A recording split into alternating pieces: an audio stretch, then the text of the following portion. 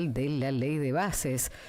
Los artículos de la reforma incluidos en la ley sancionada por el Congreso fueron reglamentadas anoche, luego de 2 semanas de trabajo entre los distintos sectores involucrados. Y vamos a hablar acerca de, justamente este tema con Luis Campos, es abogado, investigador del Instituto de Estudios y Formación de la CTA. Luis, ¿cómo le va? Buen día. Ángel Miño y Lodi Caballero, los saludamos. Hola Ángel, Lodi, ¿cómo están ustedes? ¿Qué tal, buen día? Bien, muy bien. Bueno, hablamos un poco acerca de lo que se reglamentó a nivel nacional con el gobierno y con esta reforma laboral, ¿no? ¿Cuál es el objetivo primero de esta reforma?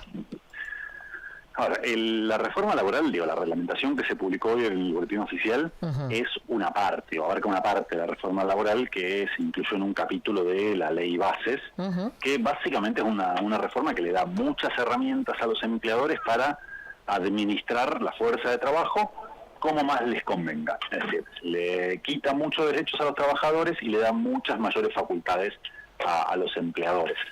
Esto en distintos institutos, en distintas dimensiones de la relación de trabajo.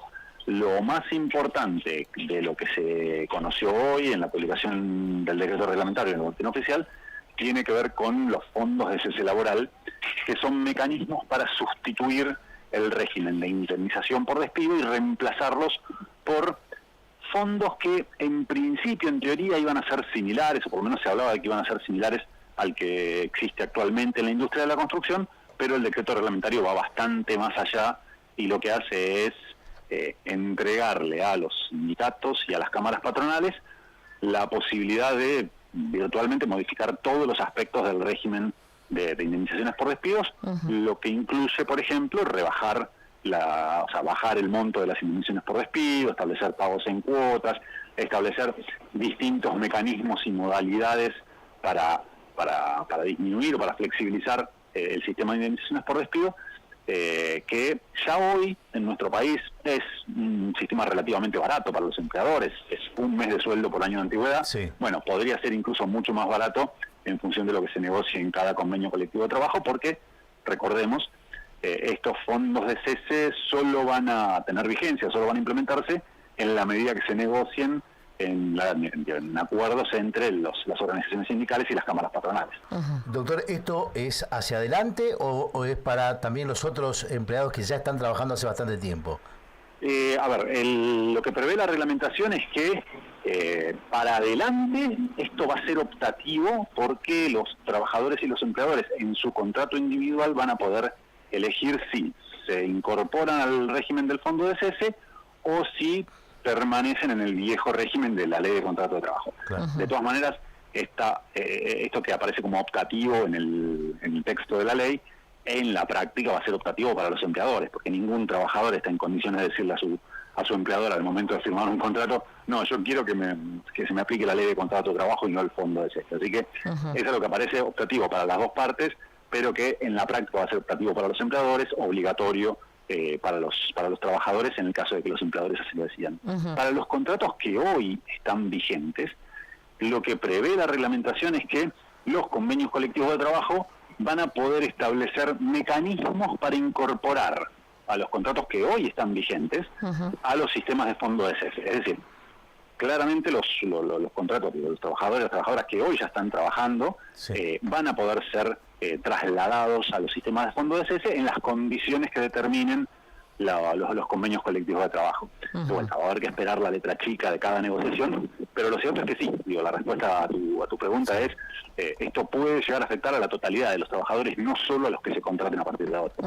Doctor, ¿en qué consiste este fondo de cese que usted contaba recién?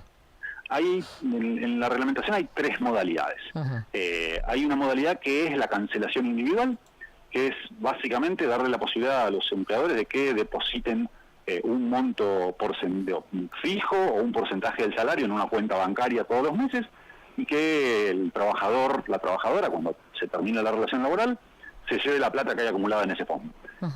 Ni más ni menos que eso. Con alguna adicional, con alguna cuestión preocupante adicional, que es que la reglamentación habilita que esos aportes sean realizados no solo por los empleadores, como es en la actualidad la industria de la construcción, sino también por los trabajadores. Es decir, los trabajadores podrían estar financiando su propia indemnización.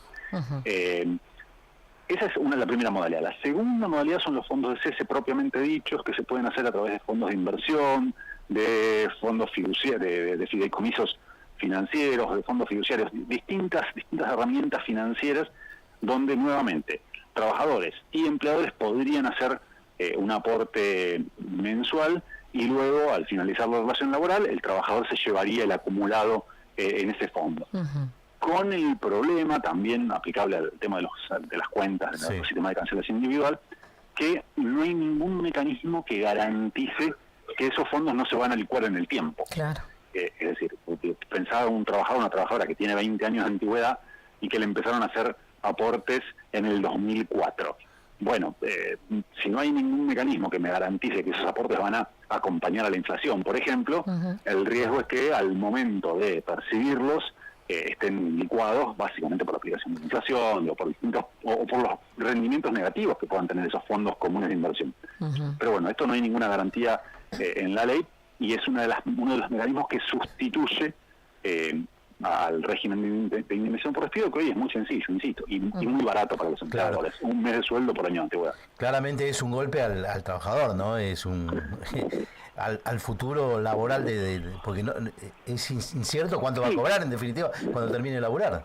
No sabe, absolutamente, no tiene ninguna idea de cuánto va a cobrar como indemnización si el empleador lo despide, y de hecho el empleador tampoco lo sabe, pero al empleador poco le importa, porque cumpliendo con las disposiciones del fondo de cese, el empleador se va a liberar de cualquier consecuencia patrimonial de la decisión de despedir. El empleador se va a liberar con el solo hecho de depositar en esa cuenta o en ese fondo común de inversión el monto que está prevista que está previsto en el convenio colectivo de trabajo. Claro, bueno, ¿y cómo va a impactar también esta reforma en los derechos de los trabajadores, ¿no? Usted hablaba hace un rato, mencionaba por lo menos acerca de este tema.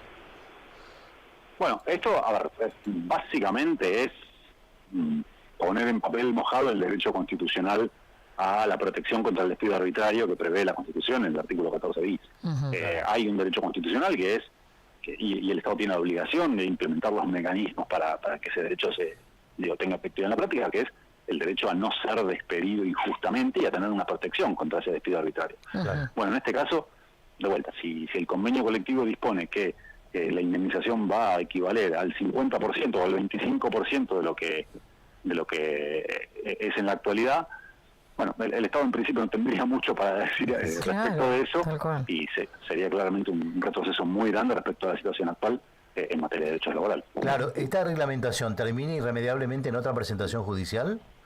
No lo creo, básicamente porque, esta reglamentación, si bien ya es derecho vigente a partir de hoy, el día de hoy, todavía no tiene efectos concretos, porque esto va a depender de lo que negocien los convenios colectivos de trabajo y va a depender también del contenido de esas negociaciones. Así que en ese sentido, hoy el peligro aparece más como potencial, no hay un peligro, no hay un daño concreto, hay un daño potencial. Y para hacer presentaciones judiciales, lo que exige la jurisprudencia, te diría casi de manera unánime, es un daño concreto o inminente. Y en este caso, hasta tanto no veamos las negociaciones colectivas y el contenido de esas negociaciones, sería difícil hacer algún planteo porque correría muchas chances de ser declarado abstracto.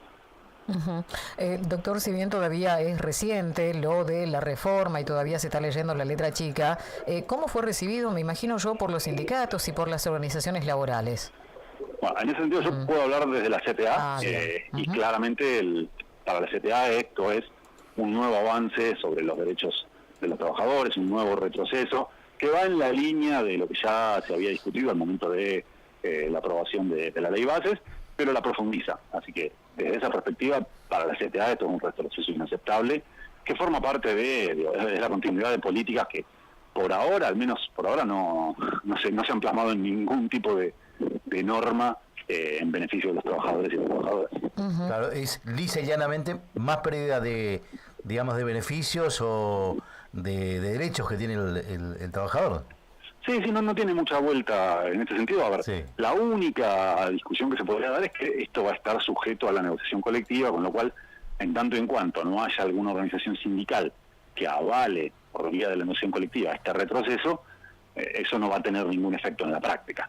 Pero bueno, es algo muy similar a lo que se vivía en los años 90, cuando muchos institutos del derecho del trabajo se dejaban supeditados a la negociación colectiva, y en todos casos la negociación colectiva era la baja. Así que, en el mejor de los casos, vamos a un escenario donde ningún sindicato negocie un fondo SS y la situación quede como está en la actualidad. Eso en el mejor de los casos. Si empieza a haber negociaciones, y la sospecha es que todas sean en perjuicio de los trabajadores y las trabajadoras. Bueno, doctor, a ver si usted me puede responder, ¿no? ¿Qué medidas por ahí se están implementando para justamente ya apoyar a los trabajadores que se pueden ver afectados negativamente después de esta reforma o esta reglamentación de reforma laboral? A ver, nuevamente, yo te puedo hablar por la CTA, CTA claro. desde la sanción del DNU 70 en diciembre del año pasado, que fue la primera avanzada en materia de derechos laborales.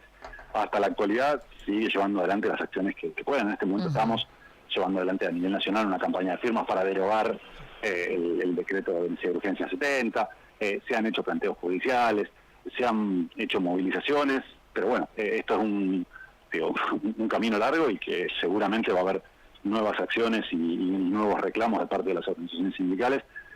Esperemos que con el mayor grado de unidad posible. Sin dudas, ¿no? Bueno, como decía usted, esto recién comienza. Doctor, le agradecemos mucho por aclararnos un poco el panorama de cómo se viene, ¿no? Con toda esta reglamentación de la reforma laboral. Dale, un placer estar con ustedes. Que tenga buen día, que siga muy bien. Hasta Luis Campo es abogado coordinador del Observatorio de Derecho Social de la Central de Trabajadores de la Argentina, CTA, y hablando acerca justamente de esta reglamentación de la reforma laboral que... Lisa y llanamente representa la pérdida de, digamos, de garantías para el trabajador. Exactamente. Habrá que ver la letra chica de cómo